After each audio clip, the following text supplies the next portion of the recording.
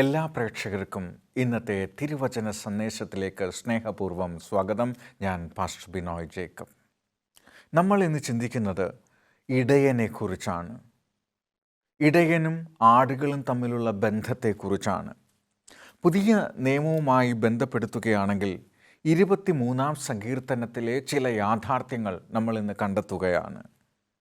ആ 23-ാം സങ്കീർത്തനം പറഞ്ഞു വയ്ക്കുന്ന പല ആശയങ്ങളും കർത്താവായ യേശുക്രിസ്തുവിലാണ് എത്തി നിൽക്കുന്നത്. വഴിയും സത്യവും ജീവനുമാകുന്ന യേശുക്രിസ്തു നമ്മളെ രക്ഷയിലേക്ക് നയിക്കുന്ന വഴിയാകുന്ന കർത്താവിലേക്ക് നമ്മളെ കൊണ്ടെത്തിക്കുകയാണ് 23-ാം സങ്കീർത്തനം. യോഹന്നാന്റെ സുവിശേഷം 10-ാം അധ്യായം 11-ാം വാക്യത്തിൽ ഇങ്ങനെ പറയുന്നു: ആടുകൾക്ക് വേണ്ടി ജീവനെ കൊടുക്കുന്ന നല്ല ഇടയനെന്നും അവൻ്റെ പുനരുത്ഥാനം മുഖാന്തരം അവൻ ആടുകളുടെ വലിയ ഇടയനായി എന്നുമാണ്. എബ്രായർക്ക് ലേഖനം 13-ാം അധ്യായം 20-ാം വാക്യം. കർത്താവായ യേശുക്രിസ്തുവിനെക്കുറിച്ച് 23-ാം സങ്കീർത്തനം പറയുന്നത് യഹോവ എൻ്റെ ഇടയനാകുന്നു എന്നാണ്. യഹോവയായ ദൈവത്തെ ഇടയനോടാണ് ഉപമിക്കുന്നത്. അങ്ങനെയാണെങ്കിൽ കർത്താവായ യേശുക്രിസ്തു ഇവിടെ ഇടയനാണ്. ആടുകൾക്ക് വേണ്ടി ജീവനെ കൊടുക്കുന്ന നല്ല ഇടയൻ. യഹോവയായ ദൈവത്തെ ദാവീദ് ഇടയനായി കാണുമ്പോൾ പുതിയ നിയമം കർത്താവായ യേശുക്രിസ്തുവിനെ ഇടയൻ എന്ന് പരിചയപ്പെടുത്തുകയാണ്. അവൻ്റെ പുനരുത്ഥാനം മുഖാന്തരം അവൻ ആടുകളുടെ വലിയ ഇടയനായി. കർത്താവായ യേശുക്രിസ്തു ഈ ഭൂമിയിൽ വന്ന് കഷ്ടത സഹിച്ച് നമ്മുടെ പാപങ്ങൾക്ക് വേണ്ടി മരിച്ച് ഉയർത്തെഴുന്നേറ്റത് കൊണ്ട് ആടുകളുടെ വിശ്വാസികളെ അവനെ രക്ഷിതാവായി സ്വീകരിച്ചവരുടെ വലിയ ഇടയനായി കർത്താവ് മാറുന്നു. യോഹന്നാന്റെ സുവിശേഷം 10-ാം അധ്യായം 7-ാം വാക്യം നമ്മൾ വായിക്കുമ്പോൾ യേശു ആടുകളുടെ വാതിലാകുന്നു എന്ന് പറയുന്നു. എന്നിലൂടെ കടക്കുന്നവൻ പിതാവിലേക്ക് എത്തിച്ചേരുന്നു എന്ന് പറയുകയാണ്. കർത്താവായ യേശുക്രിസ്തു തന്നെയാണ് വാതിൽ. യേശുവിലൂടെ തന്നെ പോകണം. ഇടയനായവൻ വാതിലും കൂടെയാണ്. ഈ ആടുകൾക്ക് വെളിയിലേക്ക് അകത്ത് വരികയും പുറത്തു പോവുകയും ചെയ്യണമെങ്കിൽ ഈ ഇടയനാകുന്ന വാതിലിൽ കൂടെ തന്നെയാണ് പോകേണ്ടുന്നത്. അവൻ വാതിലാകുന്നു എന്ന് പറയുകയാണ്. യേശു ആടുകളുടെ വാതിൽ കൂടെയാണ്. ഇനിയും യോഹന്നാൻ 10-ാം അധ്യായം 9-ാം വാക്യം വായിക്കുമ്പോൾ യേശു പറയുന്നു: എന്നിലൂടെ കടക്കുന്നവൻ രക്ഷപ്പെടുന്നു. കർത്താവായ യേശുക്രിസ്തുവിലൂടെ കടന്നു പോകുന്നവൻ രക്ഷപ്പെടുന്നു. അവൻ അകത്ത് വരികയും പുറത്തു പോകുകയും ചെയ്യുന്നു. അവൻ മേച്ചിൽ കണ്ടെത്തുകയും ചെയ്യും. യേശുവിലൂടെ മാത്രമേ നമുക്ക് മേച്ചിൽ കണ്ടെത്താനാകൂ. യേശുവിലൂടെ മാത്രമേ. മേച്ചിൽ എന്ന് വെച്ചാൽ ആടുകളുടെ ആഹാരമാണ്. 23-ാം സങ്കീർത്തനം പറയുന്നത്: യഹോവ എൻ്റെ ഇടയനാകുന്നു, എനിക്ക് മുട്ടുണ്ടാകുകയില്ല. പച്ചയായ പുൽപ്പുറങ്ങളിൽ അവൻ എന്നെ നടത്തുന്നു എന്നാണ്. പച്ചയായ പുൽപ്പുറങ്ങളിൽ നടത്തുക എന്ന് പറഞ്ഞാൽ ആടിനെ മേയ്ക്കാൻ കൊണ്ടുപോവുകയാണ്. ആടിന് ആഹാരം കണ്ടെത്തുന്നത് അവിടെ നിന്നാണ്. അതുകൊണ്ട് ഇടയൻ ശ്രദ്ധയോടുകൂടി ഈ ആടുകളെ ഭക്ഷണം കൊടുക്കുന്നു എന്ന് പറയുന്നു. യേശു പറയുന്നു: ഞാൻ ജീവൻ്റെ അപ്പമാകുന്നു. ഞാൻ ജീവൻ്റെ അപ്പമാകുന്നു എന്ന് യേശു പറയുകയാണ്. കർത്താവായ യേശുക്രിസ്തുവിലൂടെ മാത്രമേ നമുക്ക് ജീവൻ നിലനിർത്താൻ ആവശ്യമായ ആഹാരം കണ്ടെത്തുവാൻ കഴിയുള്ളൂ. പിശാച് കർത്താവായ യേശുക്രിസ്തുവിനെ പരീക്ഷിക്കുമ്പോൾ വചനം അപ്പം കൊണ്ട് മാത്രമല്ല, ദൈവത്തിൻ്റെ വായിൽ നിന്ന് വരുന്ന വചനം കൊണ്ടും ജീവിക്കുന്നു എന്ന് പറയുന്നത് അതുകൊണ്ടാണ്. കർത്താവായ യേശുക്രിസ്തു തന്നെയാണ്, വചനമാണ് നമ്മുടെ ആഹാരം എന്ന് അത് സൂചിപ്പിക്കുന്നു. ഇനിയും ആടുകൾക്ക് ഇടയൻ നൽകുന്നത് സ്വസ്ഥതയുള്ള വെള്ളമാണ്. അവൻ സ്വസ്ഥതയുള്ള വെള്ളത്തിലേക്ക് എന്നെ നയിക്കുന്നു. യോഹന്നാൻ 7:7 പറയുന്നു: ദാഹിക്കുന്നവനെല്ലാം എൻ്റെ അടുക്കൽ വന്ന് കുടിക്കട്ടെ. ഇന്നും ആ ഇടയൻ നമ്മളെ വിളിച്ചു പറയുന്നു: ദാഹിക്കുന്നവൻ എൻ്റെ അടുത്തേക്ക് വരട്ടെ. എന്നിൽ നിന്ന് വെള്ളം കുടിക്കുന്നവന് ഒരു നാളും ദാഹിക്കയില്ല എന്ന് യേശുക്രിസ്തു പറയുകയാണ്. മൂന്നാമത്, ഒരു ഇടയനിൽ നിന്ന് നമുക്ക് ലഭിക്കുന്നത് പ്രാണൻ്റെ തണുപ്പാണ്. പ്രാണൻ്റെ തണുപ്പ് അല്ലെങ്കിൽ യഥാസ്ഥാനപ്പെടുത്തുകയാണ്. ഈ വരണ്ട നിലത്തിൻ്റെ അനുഭവമുള്ള ആരെയും ഇടയൻ അവങ്കിലേക്ക് ക്ഷണിക്കുകയാണ്. പ്രാണൻ്റെ തണുപ്പ്. പ്രാണനിൽ തണുപ്പില്ലാത്ത മനുഷ്യരായി നമ്മൾ ഓരോരുത്തരും മാറിയിരിക്കുന്നു. കാരണം ടെൻഷനും വെപ്രാളവും കാരണം നമ്മൾ എപ്പോഴും ഭയങ്കര ചൂട് പിടിച്ചാണ് ഇരിക്കുന്നത്. കർത്താവായ യേശുക്രിസ്തു ഇടയൻ നമുക്ക് നൽകുന്നത് പ്രാണൻ്റെ തണുപ്പാണ്, ആശ്വാസമാണ്, സമാധാനമാണ് നൽകുന്നത്. ആ കർത്താവായ യേശുക്രിസ്തു വരണ്ട നിലത്ത് വരണ്ടിരിക്കുന്ന, സ്നേഹമില്ലാതെ, കരുതലില്ലാതെ വരണ്ടിരിക്കുന്ന മനുഷ്യ മനസ്സുകളിലേക്ക് തണുപ്പിൻ്റെ, ആർദ്രതയുടെ, സ്നേഹത്തിൻ്റെ സ്പർശമാണ് യേശു നമുക്ക് നൽകുന്നത്. അതുകൊണ്ടാണ് മത്തായിയുടെ സുവിശേഷം 11-ാം അധ്യായം 28-ാം വാക്യത്തിൽ യേശു പറയുന്നത്, അധ്വാനിക്കുന്നവരും ഭാരം ചുമക്കുന്നവരുമായുള്ളവരെ നിങ്ങൾ എൻ്റെ അടുക്കൽ വരുവിൻ, ഞാൻ നിങ്ങൾക്ക് ആശ്വാസം നൽകും. എന്നാൽ നിങ്ങളുടെ ആത്മാക്കൾക്ക് കുളിർമ, തണുപ്പ് കണ്ടെത്തുമെന്നാണ്. കർത്താവായ യേശുക്രിസ്തുവിലേക്ക് വരുന്നവർക്ക് ആത്മാവിന് തണുപ്പ് കിട്ടും, കുളിർമ കിട്ടും എന്ന് പറയുന്നു. അതാണ് 23-ാം സങ്കീർത്തനത്തിൽ പറയുന്നത്, അവൻ നിങ്ങളുടെ പ്രാണനെ തണുപ്പിക്കും എന്ന് പറയുന്നത്. സങ്കീർത്തനം 23-ലെ യഹോവ പുതിയ നിയമത്തിൽ കർത്താവായ യേശുക്രിസ്തു ആണ് എന്നാണ് നമ്മൾ മനസ്സിലാക്കിക്കൊണ്ടിരിക്കുന്നത്. യോഹന്നാൻ്റെ സുവിശേഷം 14-ാം അധ്യായം 6-ാം വാക്യം പറയുന്നു, ഞാൻ തന്നെ വഴിയും സത്യവും ജീവനുമാകുന്നു, ഞാൻ മുഖാന്തരമല്ലാതെ ആരും പിതാവിൻ്റെ അടുക്കൽ എത്തുന്നില്ല. 5-ാമത്, യഹോവയായ എൻ്റെ ഇടയനിൽ നിന്ന് നമുക്ക് ലഭിക്കുന്നത് സഹയാത്രികയും ഭയമില്ലായ്മയുമാണ്. കർത്താവ് പറഞ്ഞു മത്തായി 28:20, ഞാനോ ലോകാവസാനത്തോളം നിങ്ങളോടു കൂടെയുണ്ട്. കർത്താവ് പറഞ്ഞത് സഹയാത്രികയും ഭയമില്ലായ്മയുമാണ്. നമ്മളോടൊപ്പം നടക്കാൻ കർത്താവുണ്ട്. ഏത് രാത്രിയായാലും, ഏത് ഒറ്റപ്പെടലിലായാലും, ഏത് പ്രശ്നങ്ങളിലായിരുന്നാലും, ആര് നമ്മളെ ഒറ്റപ്പെടുത്തിയാലും കർത്താവായ യേശുക്രിസ്തു നമ്മുടെ കൂടെ നടക്കുകയാണ്. അത് കർത്താവായ യേശു നമ്മുടെ കൂടെ ഉള്ളതുകൊണ്ട് നമ്മൾ ഈ ലോകത്തുള്ള മറ്റൊന്നിനെയും ഈ ജീവിതയാത്രയിൽ ഭയപ്പെടേണ്ടതില്ല. 23-ാം സങ്കീർത്തനത്തിലെ യഹോവ നമുക്ക് സഹയാത്രികയും ഭയമില്ലായ്മയും ഓഫർ ചെയ്യുകയാണ്. ഇനിയും 6-ാമതായി നമുക്ക് സങ്കീർത്തനം 23-ൽ ലഭിക്കുന്നത് കൂട്ടായ്മയും ആശ്വാസവുമാണ്. യോഹന്നാൻ 14:16 പറയുന്നു, എന്നാൽ ഞാൻ പിതാവിനോട് ചോദിക്കും, അവൻ സത്യത്തിൻ്റെ ആത്മാവ് എന്ന് മറ്റൊരു കാര്യസ്ഥനെ എന്നേക്കും നിങ്ങളുടെ കൂടെ അയക്കേണ്ടതിന് നിങ്ങൾക്ക് തരും. ഇന്ന് ലോകത്ത് മനുഷ്യൻ ഒറ്റപ്പെട്ട് ജീവിക്കുമ്പോൾ, ഏകാന്തതയിലായിരിക്കുമ്പോൾ, ആരും സ്നേഹിക്കാനില്ല, ആരും കരുതാനില്ല എന്ന് വിചാരിക്കുന്ന സമയത്ത് അത് മനസ്സിലാക്കിയിട്ട് ഈ ഇടയൻ പറയുന്നത് പോലെ തന്നെ യേശു പറയുകയാണ്, ഞാൻ ഒരു കാര്യസ്ഥനെ നിങ്ങളുടെ അടുത്തേക്ക് അയക്കും. ആ കാര്യസ്ഥൻ പരിശുദ്ധാത്മാവാണ്. പരിശുദ്ധാത്മാവ് നമ്മുടെ കൂടെ ഉണ്ടാകും. പരിശുദ്ധാത്മാവ് നമ്മൾ ഓരോരുത്തരുടെ ഒപ്പം വസിക്കും. അവൻ നമ്മുടെ കൂടെ നടന്ന് നമ്മളെ സഹായിക്കും. അവൻ നമ്മളെ പാപത്തെക്കുറിച്ചും നീതിയെക്കുറിച്ചും ന്യായവിധിയെക്കുറിച്ചും നമ്മളെ ഓർമ്മപ്പെടുത്തും.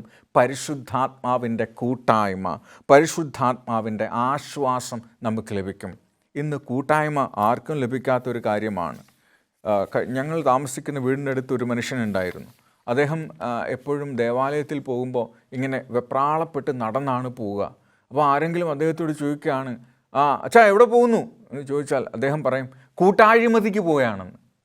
കൂട്ടായ്മകൾ കൂട്ടാഴിമതിയാകുന്ന ഈ കാലഘട്ടത്തിൽ കർത്താവ് പറയുന്നു, ഞാൻ നിങ്ങൾക്ക് പരിശുദ്ധാത്മാവായ കൂട്ടായി ഞാൻ നിങ്ങളുടെ കൂടെ ഉണ്ടാകും എന്നാണ്. ആശ്വാസവും കൂട്ടായ്മയും കർത്താവ് നമുക്ക് തരും എന്ന് പറയുന്നു. പരിശുദ്ധാത്മാവിൻ്റെ കൂട്ടായ്മ. മാളിക മുകളിൽ വെച്ച് ശിഷ്യന്മാർക്ക് പരിശുദ്ധാത്മാവിന് ലഭിച്ചപ്പോൾ അവർ എത്രയധികം വഴി നടത്തപ്പെട്ടുവോ, എത്രയധികം ശക്തമായി ദൈവസ്നേഹത്തെ പ്രസംഗിച്ചുവോ, അതേപോലെ പരിശുദ്ധാത്മാവിൻ്റെ കൂട്ടായ്മ എൻ്റെയും നിങ്ങളുടെയും ജീവിതത്തിൽ വരുമ്പോൾ നമ്മൾ ശക്തി ലഭിച്ചിട്ട് യെരുശലേമിലും യഹൂദിയിലും എല്ലായിടത്തും അവൻ്റെ സാക്ഷികളായി തീരും. പരിശുദ്ധാത്മാവിൻ്റെ കൂട്ടാണ് ഈ ദുഷ്കരമായ ലോകത്തിൽ എല്ലാ തെറ്റുകളും, എല്ലാ പ്രതിസന്ധികളും, പ്രകൃതി ദുരന്തങ്ങളും, മഹാമാരികളും, പകർച്ചവ്യാധികളും നമ്മളെ വിഴുങ്ങാനായിട്ട് വാപിളർന്ന് നിൽക്കുമ്പോൾ കർത്താവായ യേശുക്രിസ്തുവിൻ്റെ കൂടും കൂട്ടും ആശ്വാസവും പരിശുദ്ധാത്മാവും നമുക്കൊപ്പം ഉണ്ടാകും. അതിനപ്പുറം എന്താണ് ഈ ഇടയൻ നമുക്ക് നൽകേണ്ടത്? ഇനിയും ആട്ടിൻ പറ്റത്തെ ആക്രമിക്കുന്ന വന്യശത്രുക്കളെ തൻ്റെ കയ്യിലെ വടികൊണ്ട് അവൻ അടിച്ചോടിക്കുകയും കോലിൻ്റെ വളഞ്ഞ അറ്റം കൊണ്ട് ആടുകളെ നേർവഴിയിലേക്ക് നടത്തുകയും ചെയ്യുന്നത് പോലെ പരിശുദ്ധാത്മാവ് നമ്മിൽ വസിച്ച് ഉപദേശത്തിലും ജീവിതത്തിലും നമ്മെ നേർവഴിയിൽ നടത്തും. കൽപ്പനയാകുന്ന നീതിപാതയിലൂടെ കർത്താവ് നമ്മളെ നടത്തും. ഈ 23-ാം സങ്കീർത്തനത്തിലെ ഇടയൻ വടിയും കോലും ഉപയോഗിച്ചുകൊണ്ട് നടത്തുമെന്ന് പറയുന്നത് പരിശുദ്ധാത്മാവിൻ്റെ ബോധ്യപ്പെടുത്തലുകളാൽ, ഉപദേശത്താലും നീതിയാലും നമ്മുടെ ജീവിതത്തിൽ അവൻ നമ്മളെ വഴി നടത്തുമെന്നുള്ളതാണ്. ആ പരിശുദ്ധാത്മാവിനെ കൊണ്ട് തന്നെ നമ്മളെ വിഴുങ്ങാൻ വരുന്ന ശത്രുവിനെ നേരിടാൻ നമ്മളെ പ്രാപ്തരാക്കുകയും ചെയ്യുന്നു എന്നാണ്. ഏഴാമതായിട്ട് 23-ാം സങ്കീർത്തനം നമുക്ക് നൽകുന്നത് ശത്രുക്കൾ കാൺകയുള്ള വിരുന്നാണ്. വിരുന്ന് സന്തോഷത്തിൻ്റെ അനുഭവമാണ്. എല്ലാവരും കുറ്റപ്പെടുത്തുകയും ഒറ്റപ്പെടുത്തുകയും നിങ്ങളാണ് ഈ ലോകത്തിൻ്റെ മുഴുവൻ പ്രശ്നത്തിൻ്റെയും കാരണം എന്ന് പറയുന്ന ഒരു കാലമാണ് വരാൻ പോകുന്നത്. നമ്മൾ സാപത്തിന് വേണ്ടി കർത്താവായ യേശുക്രിസ്തുവിന് വേണ്ടി നിലനിൽക്കുമ്പോൾ ഈ ലോകത്തുള്ള ആളുകൾ പറയും, നിങ്ങൾ ഒരു കൂട്ടർ കാരണമാണ് ഈ ലോകത്ത് നേരിടുന്ന എല്ലാ പ്രശ്നത്തിൻ്റെയും കാരണം എന്ന് പറയുമ്പോൾ ആ ശത്രുക്കളുടെ മുൻപിൽ കർത്താവായ യേശുക്രിസ്തു നമുക്ക് വേണ്ടി മേശയൊരുക്കും എന്ന് പറഞ്ഞാൽ സ്വർഗത്തിൻ്റെ സന്തോഷം നമുക്ക് നൽകും എന്നാണ്.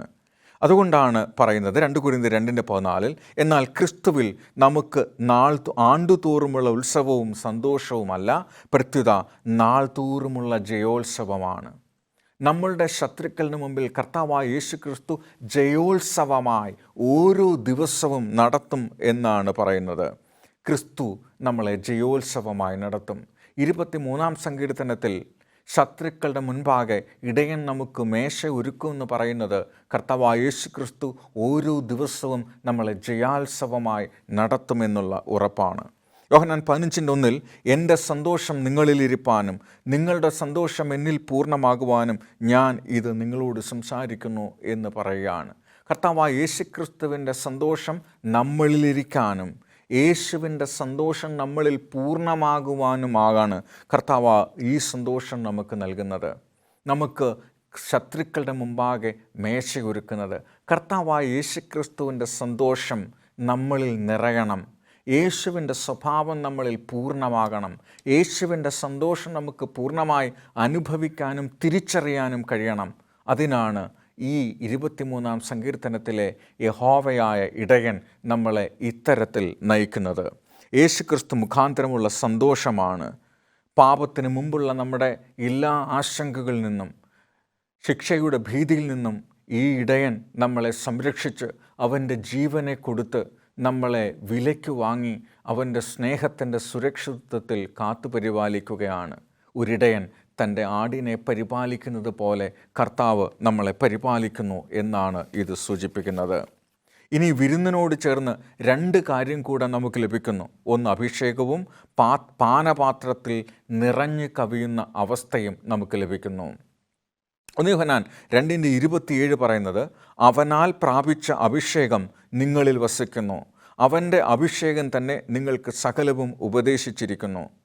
നോക്കൂ, 23-ാം സങ്കീർത്തനം പറയുന്നു നിന്നെ അഭിഷേകം ചെയ്യും എന്ന് പറയുകയാണ്. എന്താണ് അഭിഷേകം? അവനാൽ പ്രാപിച്ച അഭിഷേകം. ക്രിസ്തു നമുക്ക് അഭിഷക്തരാക്കിയിരിക്കുന്നു. അത് നിങ്ങളിൽ വസിക്കുന്നു. കർത്താവിൻ്റെ അഭിഷേകം നിങ്ങളിൽ വസിക്കുന്നു. അവൻ്റെ അഭിഷേകം തന്നെ നിങ്ങൾക്ക് സകലവും ഉപദേശിച്ചു തരുന്നു. അവൻ നമ്മളെ അഭിഷേകം ചെയ്യുന്നത് പരിശുദ്ധാത്മാവിനാലാണ്. ആ പരിശുദ്ധാത്മാവ് നമ്മുടെ കൂടെ ഇരിക്കുമ്പോൾ എല്ലാ കാര്യങ്ങളും അവൻ നമ്മളെ വഴി നടത്തുന്നു. അതാണ് വഴി. ആ വഴിയിലൂടെ നമ്മൾ നടത്തണം. ആരാണ് ഈ അഭിഷേകം? 1 യോഹന്നാൻ 2:20 വായിക്കുമ്പോൾ, നിങ്ങളോ പരിശുദ്ധാത്മാവിനാൽ അഭിഷേകം പ്രാപിച്ച് സകലവും ചെയ്യുന്നു. നമ്മൾ ഈ ലോകത്തിൽ ജീവിക്കുന്നത് പരിശുദ്ധാത്മാവിൻ്റെ അഭിഷേകത്താലാണ്. അതുകൊണ്ട് പരിശുദ്ധാത്മാവ്. യോഹന്നാൻ 23-ാം സങ്കീർത്തനം നമുക്ക് നൽകുന്ന ഈ അഭിഷേകം കർത്താവായ യേശുക്രിസ്തുവിൻ്റെ പരിശുദ്ധാത്മാവിലുള്ള അഭിഷേകമാണ്. സൈന്യങ്ങളുടെ യഹോവ പരിശുദ്ധൻ പരിശുദ്ധൻ, ഹോളി വൺ ഓഫ് ഇസ്രായേൽ, ഇസ്രായേലിൻ്റെ പരിശുദ്ധൻ എന്നൊക്കെ ഈ കർത്താവായ യേശുക്രിസ്തുവിനെ അവിടെ സ്തുതിക്കുന്നത് കാണും. പുതിയ നിയമത്തിൽ 4 പ്രാവശ്യം യേശുവിനെ ഇങ്ങനെ സംബോധിക്കുന്നു, holy one of Israel, holy one of Israel എന്ന് പറയുകയാണ്. മർക്കോസ് 12:4, ലൂക്കോസ് 3:34, അപ്പോസ്തല പ്രവൃത്തികൾ 3:14 ഒക്കെ കർത്താവായ യേശുക്രിസ്തുവിനെ കുറിച്ച് ഇങ്ങനെ പറയുന്നത് കാണാം. എബ്രായർക്കെഴുതിയ ലേഖനം 4-ാം അധ്യായം 27-ാം വാക്യം, എബ്രായനായ യേശുവിനെ ദൈവം പരിശുദ്ധ ശക്തിയിൽ അഭിഷേകം ചെയ്തു എന്ന് പറയുന്നു. കർത്താവായ യേശുക്രിസ്തുവിനെയും പരിശുദ്ധാത്മാവാൽ അഭിഷേകം ചെയ്തിരിക്കുന്നു. ക്രിസ്തു മുഖാന്തരം നമുക്ക് അഭിഷേകമുണ്ട്. ക്രിസ്തു മുഖാന്തരം നമ്മുടെ പാനപാത്രം നിറഞ്ഞു കവിയുന്നു. അത് രക്ഷയുടെ പാനപാത്രമാണ് നിറഞ്ഞു കവിയുന്നത്.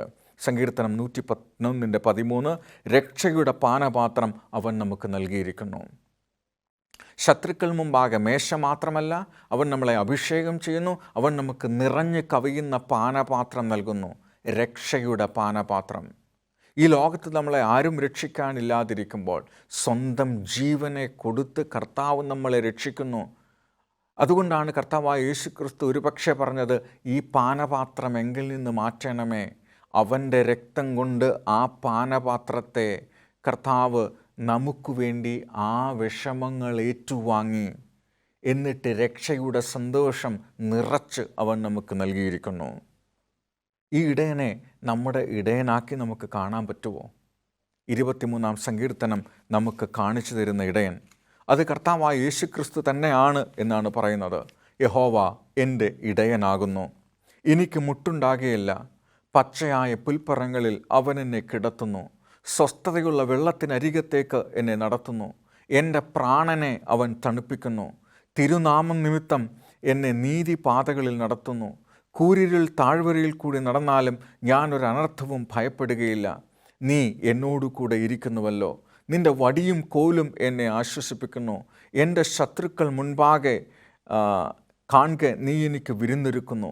എൻ്റെ തലയെ എണ്ണ കൊണ്ട് അഭിഷേകം ചെയ്യുന്നു, എൻ്റെ പാനപാത്രം നിറഞ്ഞു കവിയുന്നു. നന്മയും കരുണയും എൻ്റെ ആയുഷ്കാലമൊക്കെയും എന്നെ പിന്തുടരും. ഞാൻ യഹോവയുടെ ആലയത്തിൽ ദീർഘകാലം വസിക്കും. ഞാൻ യഹോവയുടെ ആലയത്തിൽ ദീർഘകാലം വസിക്കുമെന്ന് പറയുന്നത് രക്ഷ കൊണ്ട് നമുക്ക് നിത്യജീവൻ നൽകുന്നു എന്നാണ്. നമ്മുടെ പാപത്തെ പോക്കി നമുക്ക് വേണ്ടി യാഗമായി തീർന്ന് നമ്മുടെ പാപത്തെ ക്ഷമിച്ച് നമ്മളെ വിശുദ്ധീകരിച്ച് നമ്മളെ അവൻ്റെ നീതിയിൽ പൊതിഞ്ഞ് അവൻ നമുക്ക് വിശുദ്ധ ജീവിതം നൽകി അവൻ്റെ രാജ്യത്തിൽ എന്നേക്കും നമ്മളെ ജീവിപ്പിക്കുമെന്നുള്ള വാഗ്ദത്തമാണ് 23-ാം സങ്കീർത്തനത്തിലൂടെ കർത്താവ് നമ്മളെ ഓർമ്മിപ്പിച്ചു കൊണ്ടിരിക്കുന്നത്. അത് നമുക്കുള്ള അനുഗ്രഹമാണ്. ഈ ഇടയനെ നമ്മുടെ ജീവിതത്തിൻ്റെ നാഥനാക്കി തീർക്കാൻ നിങ്ങൾ ആഗ്രഹിക്കുന്നുണ്ടോ? വടിയും കോലും കൊണ്ട് നമ്മളെ ആശ്വസിപ്പിക്കുന്ന, വഴി നടത്തുന്ന, മേച്ചിൽ കണ്ടെത്താൻ, ആഹാരം കണ്ടെത്താൻ സഹായിക്കുന്ന ദൈവം. യേശു പറഞ്ഞു, ഞാൻ ജീവൻ്റെ അപ്പമാകുന്നു എന്നാണ്. ആ യേശുക്രിസ്തുവിൽ നിന്നാണ് നമ്മുടെ ജീവനെയും ജീവിതത്തെയും നമുക്ക് ഈ കാലഘട്ടത്തിൽ നിലനിർത്താനാവൂ. അങ്ങനെ കർത്താവായ യേശുക്രിസ്തുവിൽ നിന്ന് നേടിയെടുക്കുവാൻ ഇടയൻ്റെ കരുതൽ, ഇടയൻ്റെ ശ്രേഷ്ഠത, ഇടയൻ്റെ സംരക്ഷണം, ഇടയൻ്റെ കരുതൽ വാങ്ങുവാൻ നിങ്ങൾ ആഗ്രഹിക്കുന്നു. ആ ഇടയൻ്റെ ഒപ്പം സഞ്ചരിക്കുന്ന ആടുകളായി മാറാൻ നമുക്ക് കഴിയാറുണ്ടോ? ആടുകൾ വളരെ വിചിത്രങ്ങളായ ജീവികളാണ്. ഒരുപക്ഷെ ആടിന് ഒരിക്കൽ പോലും ഇളകുന്ന വെള്ളത്തിൽ നിന്ന് വെള്ളം കുടിക്കാൻ പറ്റത്തില്ല. അതുകൊണ്ടാണ് സ്വസ്ഥതയുള്ള വെള്ളത്തിലേക്ക് നടത്തുന്നു എന്ന് പറയുന്നത്. ഈ ലോകത്തിൻ്റെ പ്രശ്നങ്ങളാൽ ഇളകി മറിയുന്ന ജീവിത സാഗരത്തിൽ നമുക്ക് നിലനിൽക്കാനാവാത്തത് കൊണ്ടാണ് യേശു പറയുന്നത്, ഈ ഭൂമിയിൽ കർത്താവായ യേശുക്രിസ്തു നമ്മളെ സമാധാനത്തിലൂടെ നടത്തും. അവൻ സ്വസ്ഥതയുള്ള വെള്ളത്തിനരികത്തേക്ക് നമ്മളെ നയിക്കും. അവൻ്റെ ജീവജലം കൊണ്ട് ഈ ലോകത്തിൻ്റെ നാശം, ഈ ലോകത്തിൻ്റെ നിത്യമരണം നമ്മളെ ബാധിക്കാത്ത വിധത്തിൽ അവൻ നമ്മളെ കരുതി സംരക്ഷിക്കുമെന്ന് പറയുന്നത് അതുകൊണ്ടാണ്. അവനിൽ നിന്ന് ദാഹിക്കുമ്പോൾ വാങ്ങിക്കുടിക്കുന്ന വെള്ളം കുടിച്ചാൽ ഇനി ഒരു നാളും നമുക്ക് ദാഹിക്കയില്ല എന്ന് പറയുന്നു. അവൻ നമ്മളോടുകൂടെ എല്ലാ ദിവസവും എല്ലാ നാളും ഇരിക്കുന്നു എന്ന് പറയുന്നു.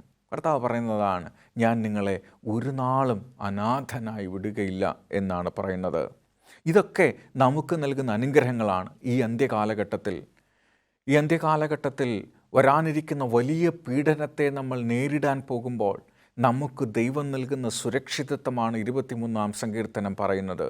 നമ്മൾ കർത്താവായ യേശുക്രിസ്തുവിൽ വിശ്വസിക്കുന്നതിന് പേരിൽ, സാപത്തിനെ മുറുകെ പിടിക്കുന്നതിൻ്റെ പേരിൽ മൃഗവും അതിൻ്റെ മുദ്രയും ഏൽക്കുന്ന ഓരോരുത്തരും നമ്മളെ അതിലേക്ക് ആകർഷിക്കാനായിട്ട് നിർബന്ധിക്കുന്ന സന്ദർഭത്തിൽ, നമ്മൾ ഒറ്റപ്പെട്ടു പോകുന്ന സന്ദർഭത്തിൽ നമ്മുടെ ഹൃദയത്തിൽ സൂക്ഷിച്ചു വെക്കേണ്ടുന്ന ഏറ്റവും വലിയ പുസ്തകമാണ് ഈ സങ്കീർത്തനം. അവിടെ യഹോവയുടെ കരുതൽ, കർത്താവായ യേശുക്രിസ്തുവിൻ്റെ കരുതലായി നമുക്കൊപ്പം എന്നും സഞ്ചരിക്കും. എഫേസ്യർക്ക് ലേഖനം 1-3 പറയുന്നത്, സ്വർഗത്തിലെ സകല ആത്മീയ അനുഗ്രഹങ്ങളാലും ക്രിസ്തുവിൽ അവൻ നമ്മളെ അനുഗ്രഹിക്കുമെന്ന് പറയാണ്.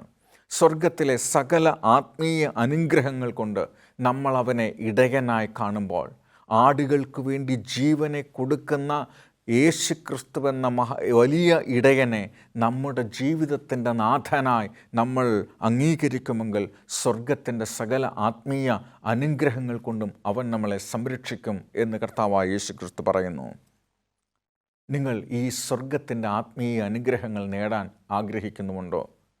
അവൻ സ്ഥലം പോരാതവണ്ണം ആകാശത്തിൻ്റെ കിളിവാതിലുകളെ തുറന്ന് നമ്മളെ അനുഗ്രഹിക്കുമെന്ന് പറയുകയാണ്. സ്വർഗത്തിൻ്റെ ധനത്തിനൊത്തവണ്ണം അവൻ നമ്മുടെ പ്രശ്നങ്ങൾക്ക് പരിഹാരം തരും.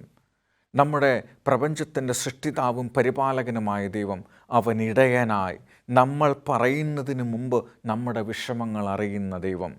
ഇടയൻ എന്ന നിലയിൽ ഈ മിണ്ടാപ്രാണികളുടെ ആവശ്യങ്ങൾ, ഈ മിണ്ടാപ്രാണിയുടെ വിഷമങ്ങൾ, ഈ മിണ്ടാപ്രാണിയെ ആക്രമിക്കാൻ വരുന്ന പതുങ്ങി വരുന്ന വന്യമൃഗങ്ങളെ തിരിച്ചറിയാൻ 24 മണിക്കൂറും ജാഗരൂകനായിരിക്കുന്ന ഇടയൻ, ഈ ആടുകളിൽ നിന്ന് വിട്ടകലെ പോകാതെ ഒപ്പം നടക്കുന്ന ഇടയൻ, ആടുകൾ വിശന്ന് കരയുമ്പോൾ അതിനെ തോളിൽ എടുക്കുന്ന, അതിനെ പിടിച്ചു വെള്ളം കൊടുക്കുന്ന, സ്വസ്ഥതയുള്ള വെള്ളത്തിലേക്ക് നയിക്കുന്ന, പച്ചയായ പുൽപ്പറങ്ങളിൽ മേച്ചിൽ കണ്ടെത്താൻ സഹായിക്കുന്ന ഈടയനെ നമ്മുടെ ജീവിതത്തിൻ്റെ നായകനാക്കി നമുക്ക് സ്വീകരിക്കാൻ കഴിയുമോ? ഇടയൻ നിങ്ങളുടെ ജീവിതത്തെ നയിക്കാൻ ഇഷ്ടപ്പെടുന്നുണ്ട്. ഇടയൻ നിങ്ങളുടെ ജീവിതത്തെ നിയന്ത്രണം ഏറ്റെടുക്കാൻ ആഗ്രഹിക്കുന്നുണ്ട്. ഇടയൻ നിങ്ങളുടെ ഹൃദയത്തിൽ താമസിക്കാൻ ആഗ്രഹിക്കുന്നുണ്ട്. ഇടയൻ്റെ സ്നേഹം, ഇടയൻ്റെ ശബ്ദം നിങ്ങൾ കേൾക്കാൻ ഇഷ്ടപ്പെടുന്നുണ്ടോ? ഈ ഇടയനല്ലാതെ നമുക്ക് വേറൊരു ഇടയനും നമ്മളെ ഇത്രമാത്രം കരുതുകയില്ല. വഴിയിൽ വിട്ടിട്ട് ഓടിപ്പോകുന്നവരാണ് നമുക്കൊപ്പമുള്ളത്. പക്ഷേ ഒരു നാളും ഉപേക്ഷിക്കാതെ നമ്മുടെ കൂടെ നടക്കുന്ന ഈ ഇടയനെ നമ്മുടെ ജീവിതത്തിൻ്റെ നാഥനായി സ്വീകരിക്കാൻ കഴിയുമെങ്കിൽ ഈ നിമിഷം നിങ്ങൾക്ക് എവിടെയായിരുന്നാലും, നിങ്ങൾ എന്ത് ജോലി ചെയ്തുകൊണ്ടിരിക്കുകയാണെങ്കിലും, ഒരു നിമിഷം നിങ്ങൾ ഈ സന്ദേശം ശ്രദ്ധിച്ചിട്ടുണ്ടെങ്കിൽ, ഈ ഇടയൻ്റെ സുരക്ഷിതത്വം നിങ്ങൾക്ക് വേണമെന്ന് നിങ്ങൾ ആഗ്രഹിക്കുന്നുണ്ടെങ്കിൽ, ഒരു നിമിഷം ആ ജോലി അല്പസമയത്തേക്ക് ഒന്ന് നിർത്തുക. നിങ്ങൾ ടെലിവിഷൻ കാണുകയാണെങ്കിൽ, നിങ്ങളൊരു പക്ഷേ അടുക്കളയിൽ പാത്രങ്ങൾ കഴുകിക്കൊണ്ടിരിക്കുകയാണെങ്കിൽ, ഒരു പക്ഷേ വീട് വൃത്തിയാക്കിക്കൊണ്ടിരിക്കുകയാണെങ്കിൽ, ഈ ശബ്ദം ടി വിയിലൂടെ നിങ്ങൾ കേട്ടുകൊണ്ടിരിക്കുകയാണെങ്കിൽ, നിങ്ങളോട് കർത്താവ് വിളിക്കുന്നു, നിനക്ക് വലിയൊരു സുരക്ഷിതത്വം ഞാൻ നൽകും. ആ സുരക്ഷിതത്വം നിൻ്റെ അവകാശമാക്കി തീർക്കാൻ ഈ കർത്താവായ ഇടയനെ നിങ്ങളുടെ ജീവിതത്തിൻ്റെ ഇടയനായി തീർക്കാമോ? പ്രാർത്ഥിക്കാം. ഞങ്ങളെ സ്നേഹിക്കുന്ന സ്വർഗീയ പിതാവേ, നീ എൻ്റെ ഇടയനാണ്, നീ എൻ്റെ നായകനാണ്. എന്നെ അറിയുന്ന, നന്നായി അറിയുന്ന വേറെ ആരും ഈ ലോകത്തിലില്ല. നീയാണ് എനിക്കെല്ലാം. നീ എൻ്റെ ചിന്തകളെ അറിയുന്നു, നീ എൻ്റെ മനോവികാരങ്ങളെയും വിചാരങ്ങളെയും തിരിച്ചറിയുന്നു. കർത്താവേ, നിൻ്റെ സാന്നിധ്യം, നീ എന്നെ കൂടെ നയിക്കുന്നത് തിരിച്ചറിയുവാൻ ഇന്ന് നീ എന്നെ സഹായിക്കണമേ. കാരണം ഞാൻ നിന്നെ എൻ്റെ ഇടയനായി അംഗീകരിക്കുന്നു. ആമേൻ. ഈ സന്ദേശം പ്രിയമുള്ളവരെ നിങ്ങൾക്കിഷ്ടമായെങ്കിൽ നിങ്ങളുടെ പ്രിയപ്പെട്ടവർക്ക് കൂടി പകർന്നു കൊടുക്കുക. കൂടുതൽ നല്ല സന്ദേശങ്ങൾ കേൾക്കുന്നതിന് ഞങ്ങളുടെ ഈ ചാനൽ നിങ്ങൾ സന്ദർശിക്കുകയും സബ്സ്ക്രൈബ് ചെയ്യുകയും ചെയ്യുക. ഒപ്പം നിങ്ങളുടെ പ്രിയപ്പെട്ടവരോട് ഈ ചാനൽ സബ്സ്ക്രൈബ് ചെയ്യുവാൻ നിങ്ങൾ ആവശ്യപ്പെടുക. ഇതേപോലെയുള്ള ദൈവത്തിൻ്റെ സമാധാനം നിങ്ങളുടെയും ജീവിതത്തിൻ്റേതായി തീരും. അതിന് കർത്താവ് നിങ്ങളെ സഹായിക്കട്ടെ. ആമേൻ.